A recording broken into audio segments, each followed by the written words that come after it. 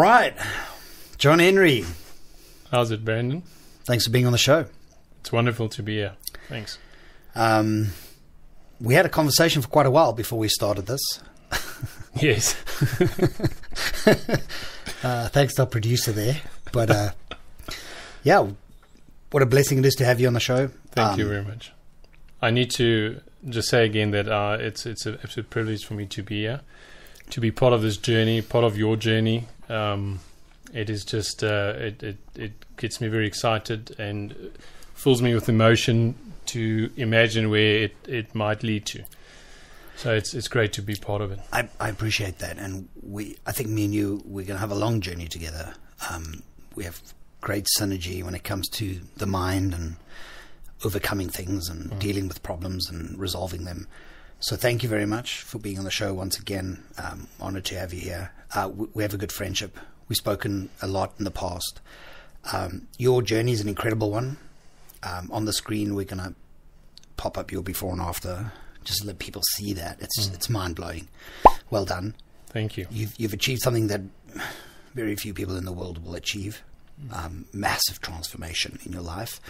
But from what I know, I mean, your transformation with NuHuman, just tell us the experience from joining this clinic, how it was, and then I'd like to revert back to your previous transformation with the trials and tribulations from the problems you dealt with in your past. Yes.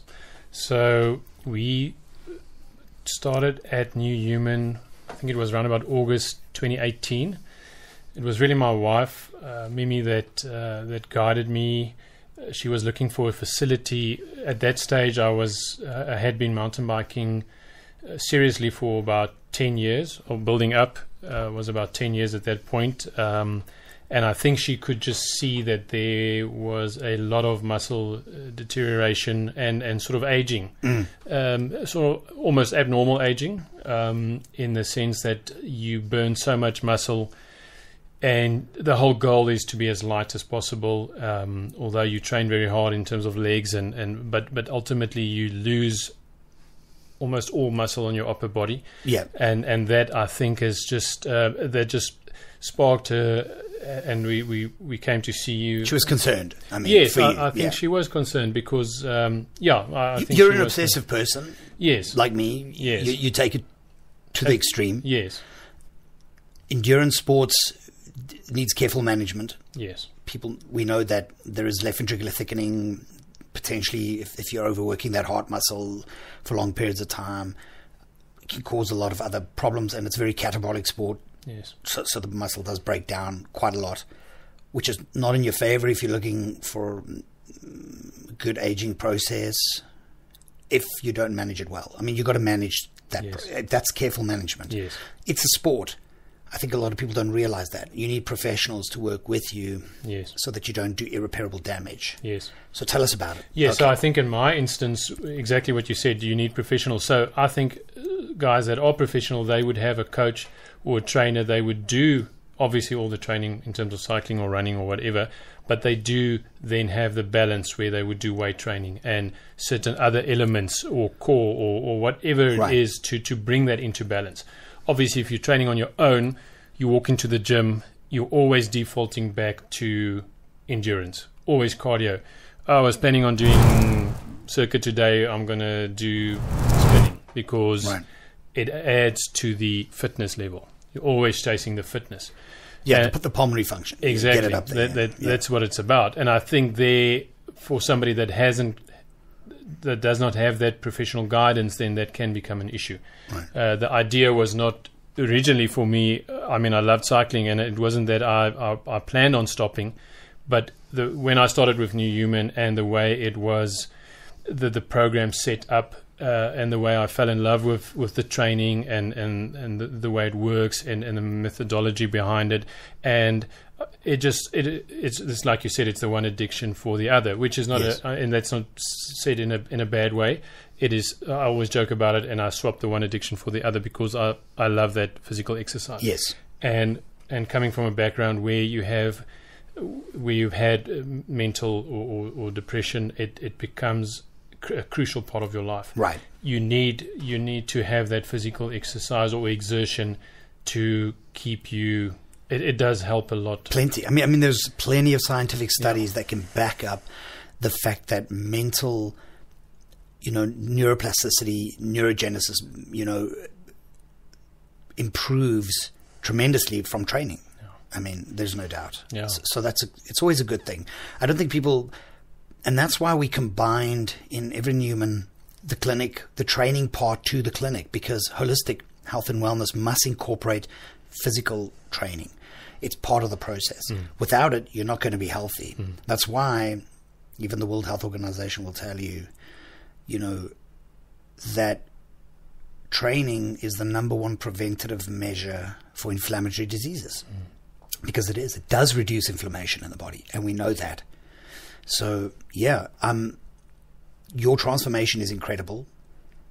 How was the journey in NuHuman? Tell us a little bit about that. Yeah, so we started together, and the results, if I remember thinking about it fondly now, those first 3 weeks where you just jump in, there's no 2 cents given, there's no empathy, or you have to go through that. Yeah. I saw one of the guys I'm training with now, Peter. He started last week, and I look at him and I'm thinking, geez, I hope this guy's not in as much pain as I think he is. Yeah. Because even now for me, it's when I get up here, it's hard. It's because hard. my legs are so sore. Yeah. And I remember there were days when I couldn't get out of the car, and then you fell in love with it. Yeah. And then as soon as you started seeing the transformation, it is addictive. It's very and addictive. Yeah. It's phenomenal. And obviously there's this whole mental, and I mean, with the way that you present the whole program, in the mornings, and the motivational, there's a constant feed, and I think that's why you do it. And you bring your clients, you have them aware. That awareness is always there. Yes. And I think that just aids in those neuroplasticity, those pathways being formed and changed into that positive thinking. So for me, it was just an amazing experience, one that I would never forget. It is truly a life changer. I loved it. No, we appreciate that, and I mean, obviously, sharing in that journey with you was incredible. I think the impact you had on a lot of other people was tremendous. People saw another John. I mean, there's no doubt. So many people that I met, that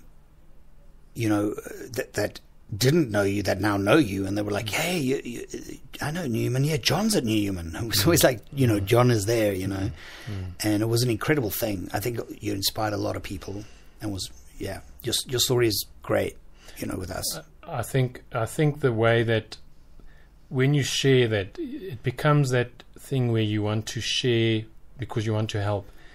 If you know that you can have this conversation we're having now, or you can post that photo, it's not about vanity, it's not about ego, it's not about look how great I look. It's got nothing to do with it. Maybe for the world out there, they would want to tell people that it is that, but it is not that. Yeah. It is about, if there's a guy sitting on a couch that weighs 40 kgs more than he should, and he's got heart problems and a list of other health problems, maybe that is just enough to push him over the edge, to pick up the phone. And if you can change, even if you know it or you don't know it, it doesn't matter. If there's a chance that you can change somebody's life, because that is what we need to do. Yeah, I mean, that's what it's all about. It's how people are inspired by your journey and what it actually means to them from a health perspective. Yes. We were talking earlier on about Charles. Yes. You've seen some incredible transformations in NuHuman. I mean, unbelievable stuff. I mean, people literally, they cannot understand how this is happening.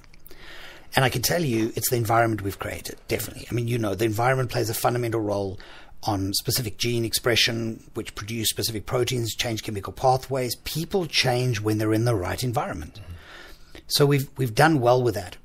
But what we really, I mean, the transformations. I mean, Charles, we spoke about him. 5 stents in his heart. And I met this guy, as I was saying earlier, in a parking lot. And he came to me, he's like, hey, you're the guy from NuHuman. I said, yeah. He said, I need help. my life is, it's terrible. And I said, what's wrong? He said, no, I've got 5 stents in my heart. I'm overweight. I feel like I'm going to die. He started crying. I mean, he literally started crying. It was a very traumatic experience for both of us. And I said, come, let's have a look. Let's get your life back. You know, So we went upstairs into the clinic. We had a chat, and geez, man, 6 months later, this guy's down like 30 Ks. He's loving his journey. He's living a great life. But I think the most fascinating part, the most touching part is obviously now that, you know, he's still with us. He's still going strong. He's thoracic surgeon or cardiologist, at least. He went to go see him to go check up on the heart. And the ejection fraction of his heart, which is a calculation that they do, and which takes into account the amount of oxygenated blood pumping through the body at a specific amount of time, improved like, I don't know, over 30%. And this cardiologist was mind blown. He's just like, what are you doing? This guy's like, no, I'm at this clinic. He says, whatever you're doing, just don't stop. And he took him off his drugs. This guy was on anti-cholesterol drugs. He was on blood pressure medication. He was on beta blockers. That's lifelong. Yeah, it's chronic medication. Yeah. He took him. I mean, this is against mainstream medical advice. Like, you just don't do this. Yeah. This guy took him off those drugs because he said, "Hey, you're healthy. Yeah. Your heart's in better shape than it was before." So, what's really incredible is that I believe the weight loss helped, but I truly believed that the improvement of his mind is what really made all the difference, because we know 90% of disease starts in the mind, manifests in the body. And we really think that effort that we put in there changed his life. And the scary thing is, we've got 100 people like him. Yeah. The world is in a scary place. Yeah. People are struggling. You've got 100. There's thousands and thousands. Yeah. I mean, millions for that matter. Yeah. Yeah. But this brings me back to you, because I want to know about your story that I love, the one of depression that you've combated, that you've beaten. Tell us about it. Before I go there, I just wanted to mention that on that after photo, I'll never forget it. I've got a friend of mine. They were convinced, I think maybe up until this day, that was photoshopped. Oh, yeah. They just didn't believe it. They didn't believe it. They just said, no, that can't be. And that process in the training, when you start realizing what is happening to your body and your mental clarity that comes from that training and the nutrition, it's not... I think you've gone through these years and years of developing it, and that makes the rocket science seem simple. But if you're allowed to be guided in that process, you just have to do it. Yeah. And the results will come by itself. Yeah. There's a genetic part involved, always is, but it can happen for everybody. Yeah. Which is a beautiful thing. Yes, I believe that 100%. Yeah. It is just... I've seen enough to know that it is. It's true. It's true. Yeah. It's true. Yeah. So basically, I was 18 years old, having the time of my life in matric, end of the year. I mean, it's just it's a good time of your life, and I started developing a clinical depression, psychosis, and it creeps up on you. You're not sure. You're in a fragile time of your life. You don't really know yourself that well yet. You might think you do, but you don't. And it catches up on you, and it reminds me of that movie, The Guardians. I don't know if you've seen that. It's a kids movie. Yeah. The boogeyman. Yes. Is the shadow. So it sort of it comes for you, and it envelops you. And I had that. I remember so clearly my dad being a doctor, a medical doctor as well. So a couple of months in it, I couldn't get up in the mornings anymore. I just went from being this relatively happy child, and I mean, everybody's had their issues, but I was happy, to just not being able to function anymore. Yeah. And I remember he walked out the one day out of the room, and he started crying because he just couldn't. He didn't know what to do. He didn't have the answers. Yeah. And I mean, he's had so many friends over the years, other friends of his that's not in the medical industry, phone him about their kids, and and when I think back about it, I mean, it must have been a very tough time for him as well. Course, yeah. And so he took me to his varsity friend. He was the professor of psychiatry at Westkoppies. So I'm completely freaked out. I mean, going to Westkoppies, you have these ideas and pictures in your mind about being like somebody. Am I crazy? What's wrong with me? And guys in white suits and put you in a padded room in a straitjacket, and fry your brain and that sort of thing. Yeah. And I mean, that was super scary, Of course, it's super scary. I could just imagine. And we arrived there, and I was nowhere. I was like a zombie, and I was crying. And so he referred me to Denmark, and I spent about 3 weeks there under Doctor. Can't remember his name now, but he basically saved my life. Right. I mean, being a psychiatrist, it's not as involved emotionally as a psychologist, but the meds I think was needed there, and he guided me through. He had a lot of empathy. Yeah. He was a person. He's passed away. He had a kidney replacement. He really struggled. I remember how he, because of all the cortisone, and he was so blown up. And I mean, he had his own struggles, but the way he just guided me through this, it did save my life. I'm convinced, because I think, I don't know what would have happened to me. I don't know. I don't think I would have survived it. Yeah. So I went through that, and it took me basically 3-4 years to get through it. I remember so clearly, I was standing in my mother-in-law, she wasn't my mother-in-law then, in the kitchen in the morning, went to visit Mimi, and I had a handful of pills. I think it was 17 antidepressants, or combo of all sorts of things. Also, of course. So that you can imagine what that does to your metabolic system. I gained 26 kilograms in a question of months. Maybe 6 months. You wake up in the morning, you take the drugs, you feel like somebody is giving you an injection, you just sort of pass out. You're a zombie. You can't really drive even. It's just, your life has just gone to bits, and that was a very dark. That was a very dark. The weight gain process, you have proof of that. Yes. I mean, you have stretch marks to prove that. Still have them, Yeah, still have them. I've got a passport photo. I'll I'd love to see it. You would be amazed. Just want to go back on that, because I think it's important people realize that when they go on SSRI, serotonin reuptake inhibitors, there is a potential for some of these drugs to bind to the T3 receptor. In the conversion in the thyroid, we're looking at thyroxine, which converts into trirethrodine, and T4 into T3, and it gives us sort of a display of what's happening in the metabolic ratio of the body, and amongst a whole host of other things. Of course, it's a vitally important organ. But when we take SSRIs, they bind up the T3 receptor, and that conversion just dies. It just completely dies, and people gain large amounts of weight. And then they have to combat, once they come off these drugs, the weight problem, which could lead them back into depression. This is a serious thing, which I've spoken to a couple of doctors about, who are now sort of addressing that problem with these drugs, because there is a potential for some type of relapse as a result of that.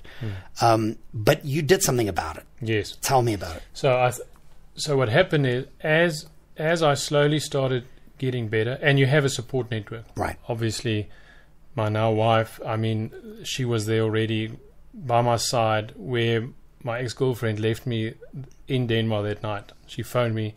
She broke up with me. That's sort of, a bit of a kick in the gut. That was not the best. But jeez, I mean, what more could go wrong? Yeah, exactly. Yeah. But in hindsight, it all ended well. So she was there for me. My parents, obviously friends. So I started. It's a catch-22. So as you start improving, you start going off the meds. Your metabolism picks up. You've got more energy. You start doing more. Started getting back into sport. You lose weight. I went on a diet, consciously went on a diet, and I started losing the weight, and then you get yourself back. You see yourself, you find yourself, your old self somewhere, although it's never the same again. Brandon, it's a lifelong battle. Yes. I'm of the belief that medicine alone, or chemical based medicines alone, cannot beat depression. Yes, it is a battle. It's a battlefield, and you're on that battlefield, willingly or not. You have been chosen, or you find yourself there, and you have to cope with it. Yes. So you're either going to die by the wayside, or you're going to fight it. But Yes. if I mean fight it, I fight it to this day. Yes. You have to consciously, and that is where it's so super important to have a facility, or to be guided, to have that pathways made strong, Yeah. because it is not a given. It's not you can get it once and then it's forever. Yes. If you don't nurture it, if you don't look after it every single day, you will default. You will go back. And, Yes. and I've seen it with this op of mine. We'll talk about that. But Right. you have to nurture those thoughts Yes. of positivity, and choosing to be happy, and choosing to let those thoughts in. Yes. And as you get older, I think what you teach as well is gratitude. If you live gratitude and towards others, that is maybe the most singular important thing in the world. Yes. In life, is because that does a lot of things in one's own life. Absolutely. I Yeah. think when people start understanding the meditation of gratitude, where we're, like you said, consistently grateful for things, the way the mind starts thinking is different. It starts changing. That's a beautiful thing. It's a beautiful thing. And I really, and I agree with you. I cannot stress this enough, specifically for people that are struggling with depression, to start learning gratitude for their life, for their journey, even though it's a struggle. And I love what you said. It is a lifelong battle. And you need to choose to fight that battle. And in order to fight that battle, you need to optimize the way you think, optimize your life, make different choices. Yes. Because the person that is depressed, I'm going to use this word carefully, depressed, I'm going to say it again, deep rest. Deep rest. The person needs deep rest. You need to rebuild the person, the actor, the clothing. You need to rebuild. You need to, and in order to do that, you need to think differently. And that's where the neuroplasticity and the neurogenesis comes in. The body's tired of what's going on, and it needs another way out. It needs to find that way out. And you found that way out then, which is amazing. Yeah, and if I think about, if you don't allow yourself, because what happens is that you stop loving yourself. Yeah. You stop feeling worthy, and you feel unworthy, and you feel what people refer to as being depressed, but that it's a lot deeper than that. Your self-worth is taken away from you. And once that happens, you go down the spiral. And by being grateful, I don't think you cannot have self-worth, because if you are grateful by default, I think you have to have self-worth. Yes. And I want to tell you a story. I went for breakfast yesterday morning with Mimi and the kids. We walked into Le Coco Sea, and there's a table, older lady and husband, or older man and a younger guy sitting at the table. And the lady says, "Oh, look at his nice sling." And my first reaction is, I'm going to say it in Afrikaans, is that she said, kyk daai mooi sling, en ek sê vir haar, wil tannie hom hê? Yes. Because it's such a burden. I hate this sling. I hate this thing that's happening. Yes. In other words, let's confirm that in English, because there are people overseas that are going to view this. Yes. She said, "Look at that lovely sling." Yes. That's And a proper sling. That's a proper She sling. liked the Like sling. the sling looks good. Yes, yes. And you're going, "Well, do you want it because Yeah. Do you want to take this do you want burden? to take a burden? You want to take the burden Yeah. from me?" Yeah. And I looked up at her, and she had her arm amputated at the elbow, Wow. right hand. And in that moment, Yes. I just, if you Yeah. want to have perspective, it is, Yeah. that was phenomenal. And my kids are there, and you want to teach them the ways of of living a good life. Yeah. And it was something. Yeah.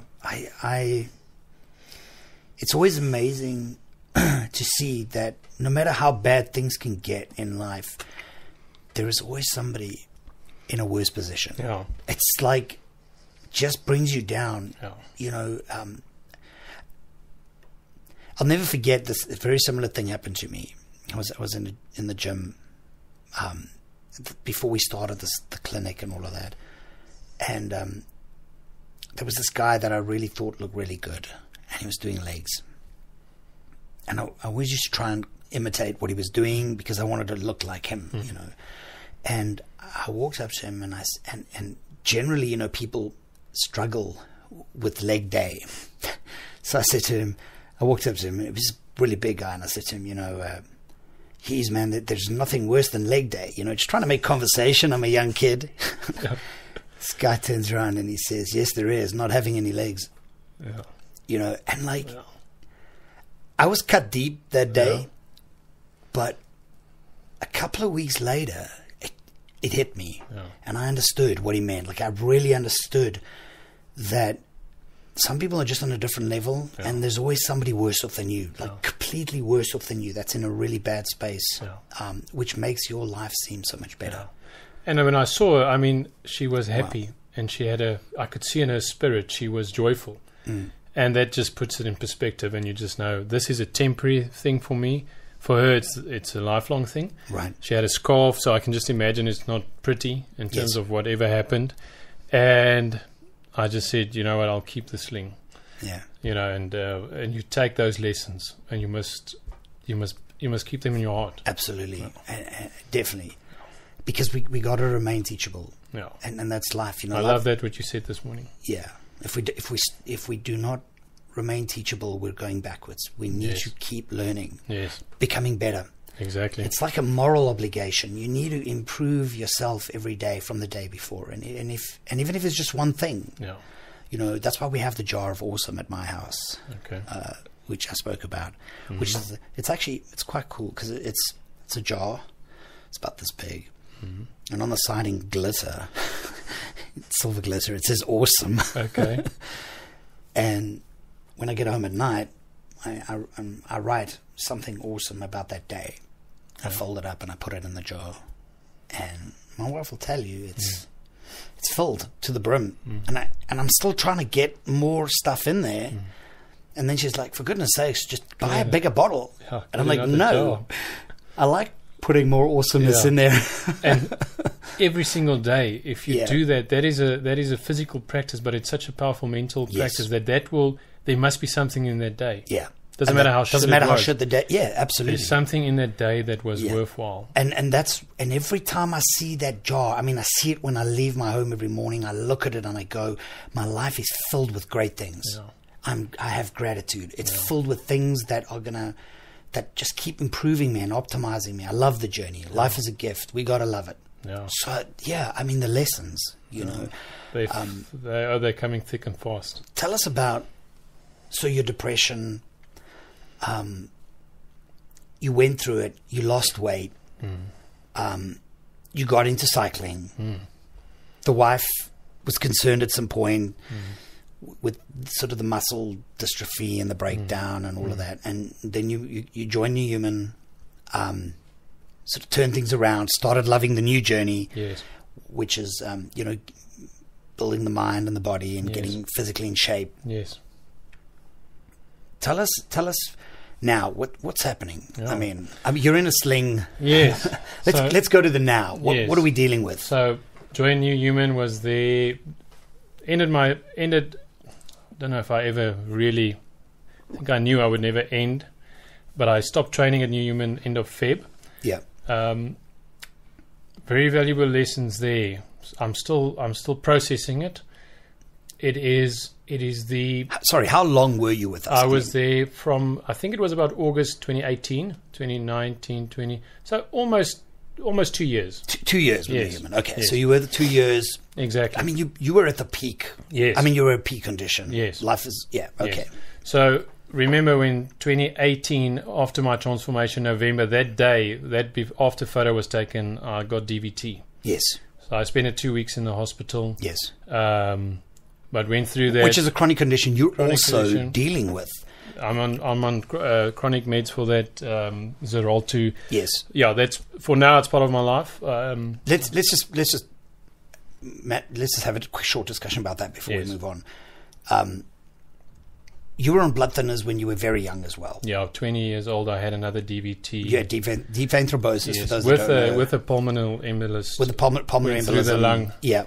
But luckily, nothing. Right. And you were, and you're the only one in the family, or no? My mother suffers from that as well. So your mom also has DVT. Yes, so my aunt Okay. Yeah, And they aren't. there's a genetic. I think it's an S protein. Yes. There's a. Okay. All right. So there's a genetic component. Yes. All right. So you've been dealing with a lot of things. I mean, that's another thing you're dealing with. Okay.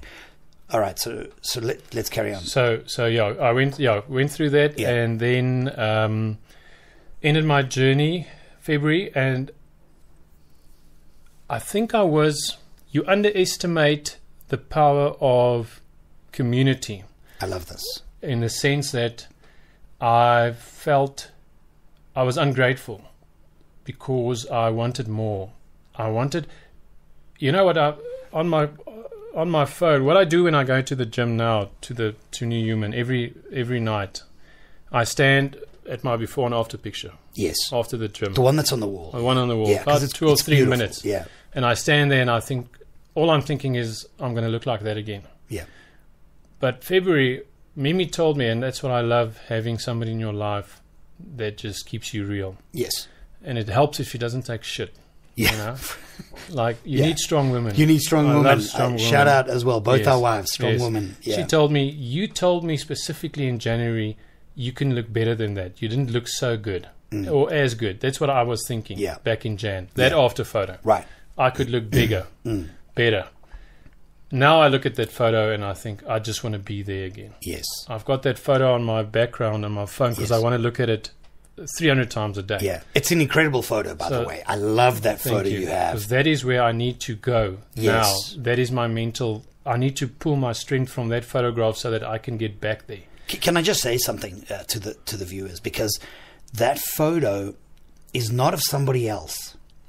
Your motivation comes from yourself. It's a photo of you, where you've been and where you want to go again, which I think is profound. It's an incredible and it's a stunning photo. Thank you. We'll pop it up on the screen Yeah. as well. for So people. if I were to sit in a restaurant, coffee shop, and somebody would see that and ask me about it, I would love to tell them that it's not me being vain or Yeah. arrogant. It is me finding strength from this, like you said, and Yes. know I was there. I can go back there. Yes. So I stopped. I thought I could get more. I wanted more physical, more better, more. And by doing that, I discarded the mental component Yes. and maybe neglected it. And yeah. So basically, train on my own through lockdown, which would have been inevitable. Yes. And I don't need somebody to motivate me to train. That is my passion. Yes. You love it. I trained. Yes. No problem. But I did miss the communal Yes. with just people Yeah. like-minded and the positive energy. Yes. And it was a very trying time. I was thinking earlier today, since we last chatted, there's this. It is just so poignant that old saying that goes, "Life happens while we're busy making other plans." And Yeah. come February, I mean, COVID changed the face of the planet Yeah. for the that's time sure. being. Yeah. And I was in that, and then I tore my bicep. Yes. Did a weighted chin up. Funny enough, I just want to quickly tell you this story. There's another lesson within the same story. I think I actually tore the bicep partially a year ago at NuHuman, and that was because of my ego. I trained. You'll remember Vahalem.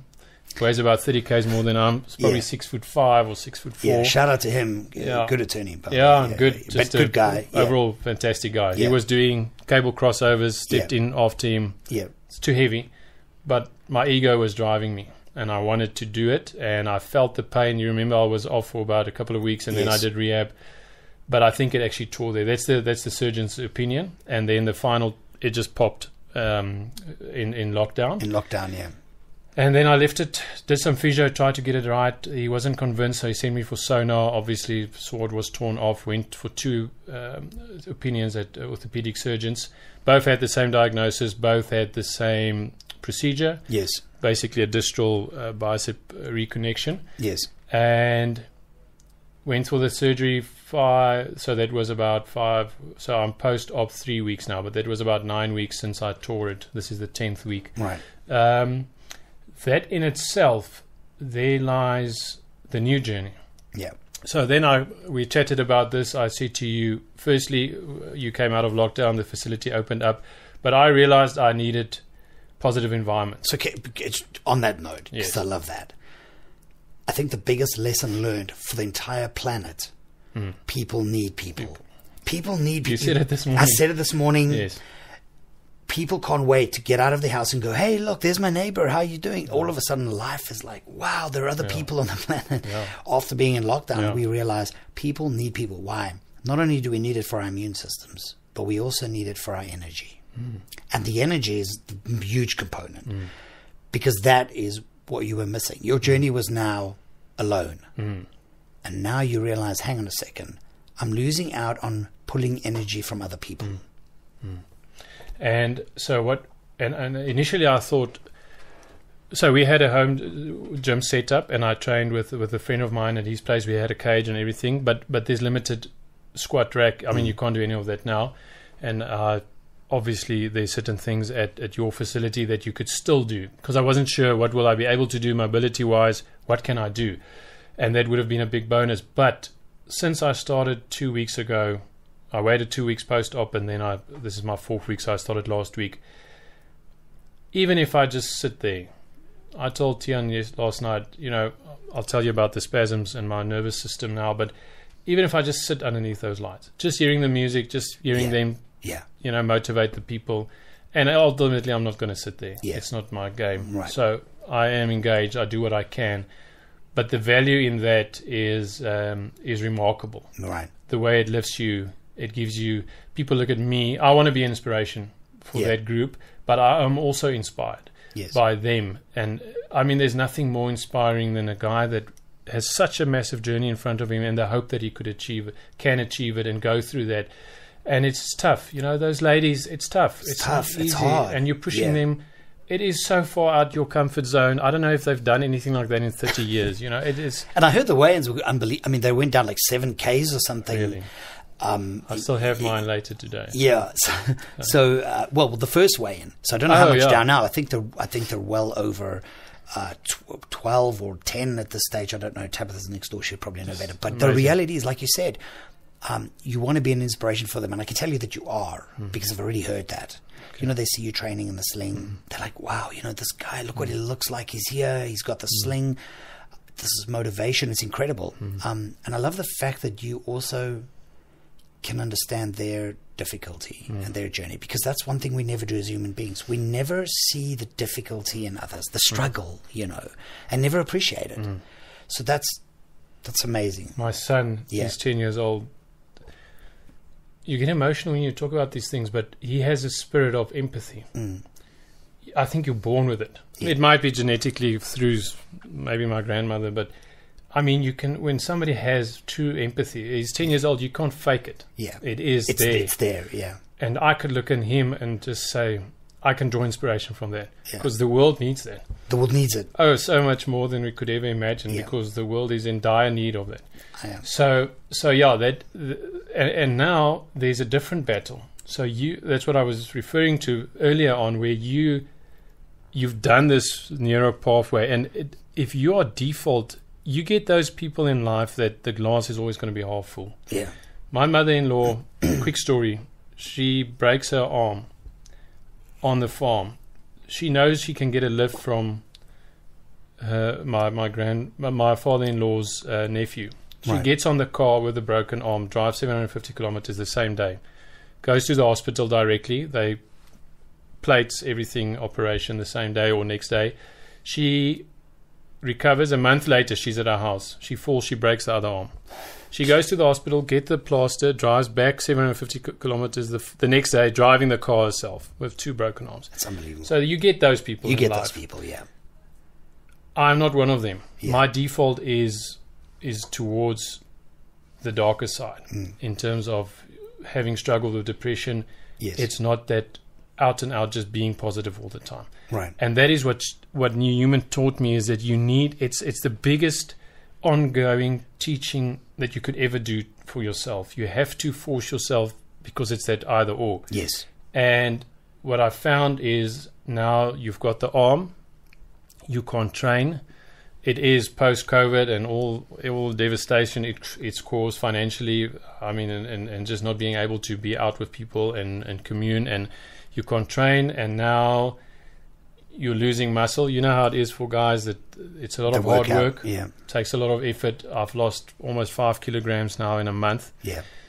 It's not, so now it is, you have to find that because you can see the path is leading you. You're going back to where you not want to be. Yes. And that is where it's so important to show up, to be there, to participate, and just to go through this rehab process. Yeah. Because like you said, the body is the most incredible. It will heal. Yes. I think it's just the way it's made is to heal, but you must create the environment and you must be patient. Yes. Because it does take time. Takes time, yeah. A bone heals X amount of, you can speed it up. I want to mention something about your red light therapy. Interesting thing. But so all of that will aid, but it takes time and you need to give it time. But it's the mental journey that I have to keep myself in check and now be on that path again and reiterate that path for myself and just go on that positive. Yeah. And now suddenly other things has changed. We talked about it earlier where you think it was so... the danger is, and there is something I didn't realize, is you have this body transformation, which is amazing. And you've got a mental transformation that's amazing, but the people that see you don't know the mental part. Yes. They see this guy and if he's well built or, he looks good or whatever. But the danger is that you start allowing your mind to think that you're dependent on that. Yes. That is, your mental or happiness is dependent on this body. Yes. Now this happens. Yes. So what now? What happens now? Where you're sort of... what's the next thing? Yeah, because you're am I going to stuck now. let go? Do I... Yeah, no, what's my story? So there is where the battle lies. Yes. Now let's take this and let's make it a mental thing. The body will heal. You'll get back. You'll get better. But it will take time. Yes. And changing maybe the way you train in terms of weight and where you take yourself. But it is... But that is a very valuable lesson. And that's what you said is living inward and not living outward. Right. So you might need to explain this better, but yeah. I thank you graciously for sharing that, because I think a lot of gents start losing that because the journey is an inward one. It is one because you're in there and you're in the facility, you're in the clinic, you're improving your health, your body, your mind. It's about what that does for the people around you. It's about how you inspire people from that. It becomes an ego thing unknowingly at times. And we start feeding off that energy. Instead of feeding off the energy of people admiring and being inspired by the journey.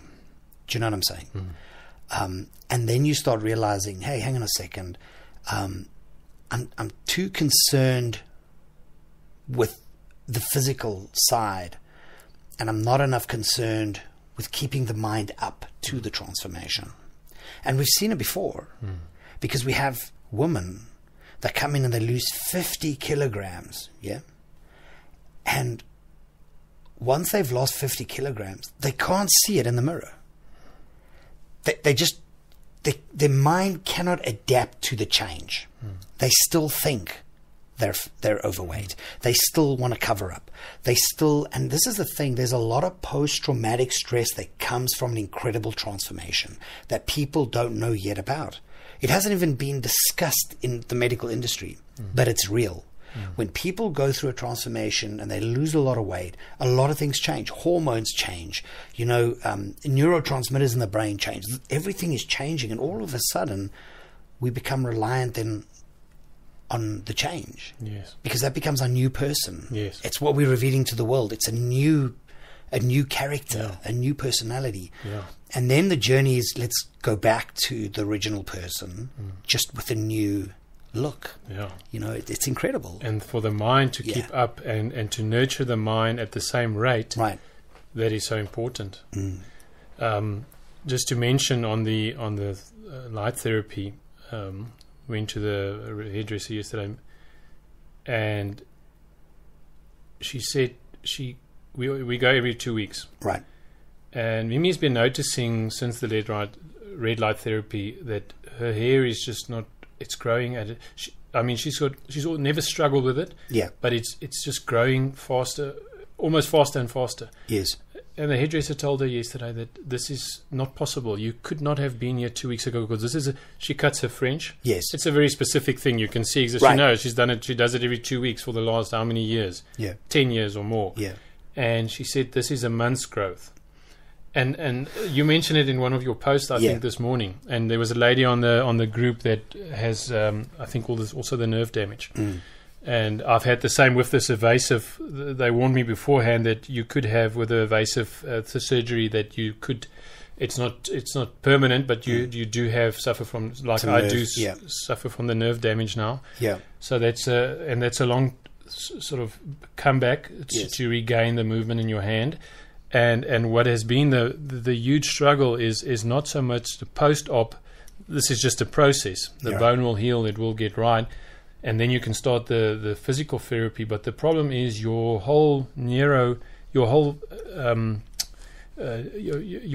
system is connected. Yes. It's like a big net. Yeah. So the autonomic nervous system. Exactly. Yes, so I've basically been almost in a state of sleep deprivation for the past 4 weeks because you cannot sleep due to the fact that you start getting these nervous system pains in your shoulders, and it obviously goes into spasm. Yeah. You wake up in the mornings, it feels like a truck has just literally gone over you, and so to battle all of that, but still then be grateful because how much worse could it have been? Yeah. And you think and you start feeling sorry for yourself, but with the fact that you know that it will get better, it is just temporary. But having a facility like NuHuman where you can train and where you can have that advantages like having the light therapy, it all aids in this process, of getting better and getting back to where you want to be. And I appreciate that. You know how many people think it's just red lights. They don't realize that those lights, they're R1 million. They're made in one factory in the world. They're made for, I'm not going to mention names, but a special company in the US. And they're at a very specific spectrum. We call it low-level light laser. They have a profound effect on inflammation in the body, on neurogenesis, growing of nerves, treating depression, anxiety. There are so many surgeons. You saw on the post there was a lady as well that's also just had surgery. Yes, I'm referring to her. Yeah. And she said the surgeon is just mind blown by the rehabilitation. It's incredible. Also just advises just sit under those lights, because they have an incredible, bio-light medicine or photomedicine is the future. There are people doing intravenous photomedicine now. Intravenous light. It's really profound integrative and functional doctors that are doing this. It's incredible where it's going. The medical industry is going to change, and it's changing fast. It's changing fast. So I'm really happy to hear that. The other benefit is the hair growth. Yes. So I'm happy that for all the ladies, guys, I suppose. Yeah. So that is awesome. I really love that, and I just think that having that, the opportunity to. And it's so important. I think it's a whole new conversation for another time. But if you're going to sit under those lights, you have to get your body in that space that healing will take place. Yes. Now that is something that I have to teach myself through reading. But you have to be in a happy place so that healing can take place. Yes. Now Mimi teaches me this because that is a profound thing that you have to know, that you cannot induce healing if you are not in a space at peace or in a happy space. Yeah. And you have to get there, and then healing will take place. Yes. So when you sit on those lights, know and believe that it will happen. And I think the mind is a very powerful thing, and there's that's a whole other field. Yeah, we're going to have this conversation next time because one podcast is not enough, but.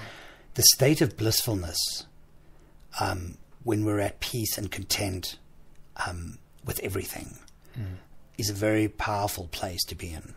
And I agree with you. At that point, And we're all trying to reach that, and at times we get there, and when we do, I mean, we see this incredible love for life, this incredible journey, this gift that we have, and we love it, and we appreciate it. And at that point, all that inflammation goes down in the body. At that point, your recovery is fast, and you just have this zest for life. And like you said, it's important that people practice that process. Everybody has the manual. You know, it's we got the manual. This is what you do to meditate. This is what you got to think of. But yeah, okay, that's great. But nobody does it. Nobody practices it. Nobody wakes up in the morning, does their visualization, focuses on that future self, health, and wealth, and really follows through on those processes. Because the people who do, their lives change. They have the manual. Practice the manual. It can't be a coincidence. I mean, it's out there.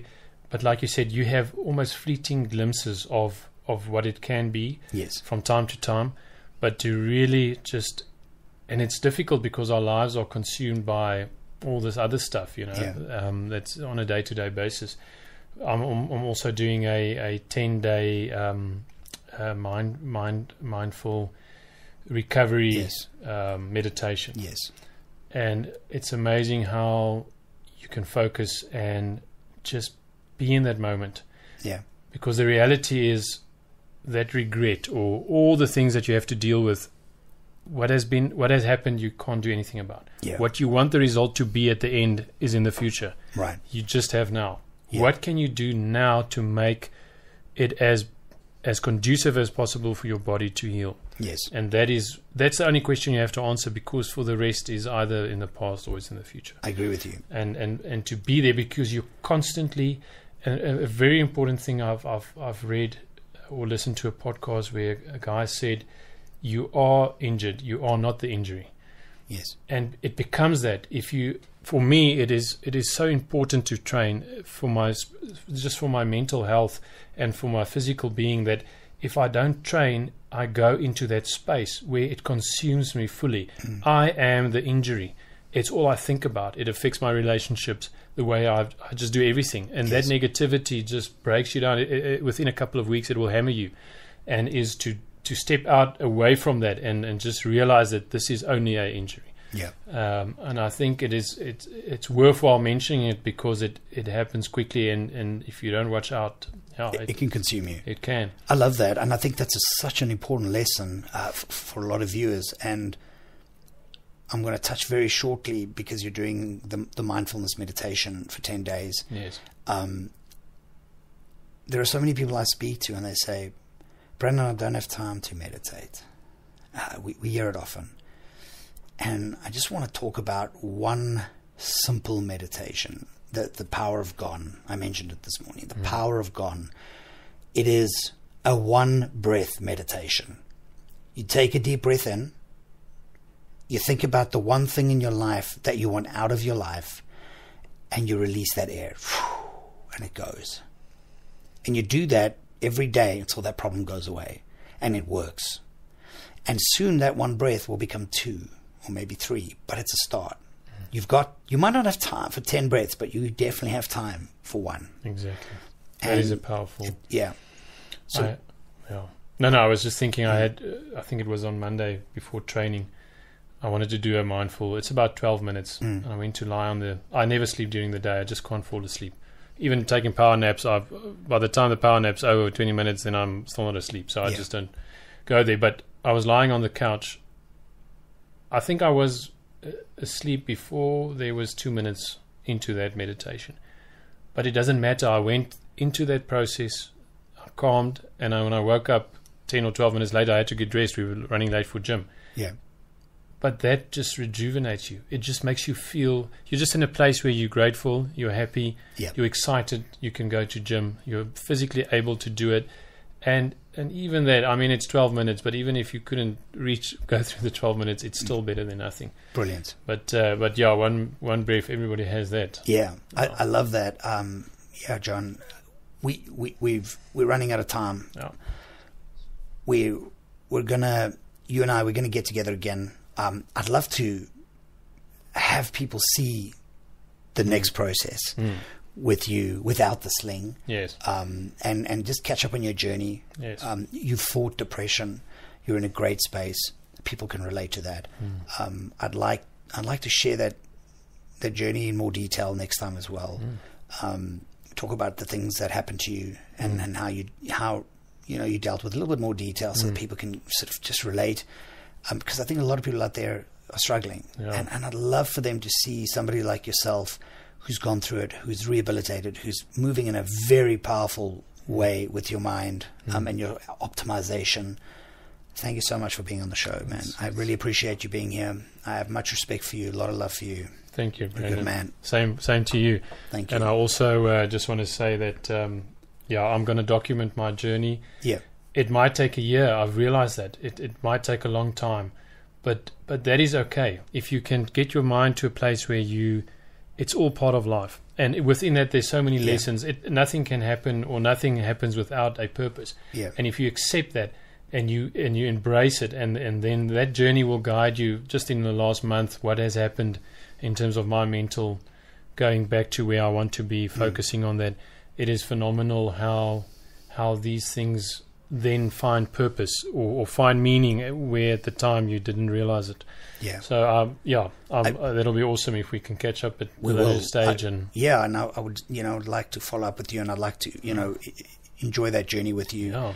And I think people would love to see it. It's exciting times. We can also share with them, how bad the tear was, what it was all about, and really show people that you can recover, not only from depression, not only from issues with DVT, but also with torn muscles, and the mind is a powerful thing if you really believe it. Yeah. And I think just to be I'm grateful to be part of the NuHuman, and just so excited, to share in that and your success, but I think we're scratching the surface.